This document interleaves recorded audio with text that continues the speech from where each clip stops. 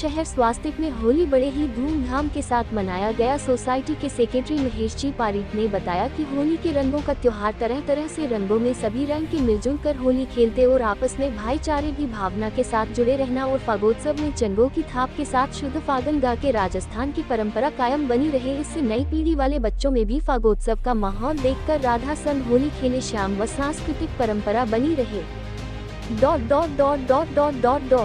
देखते रहिए star news network. Cameraman गहरीलाल दर्जी।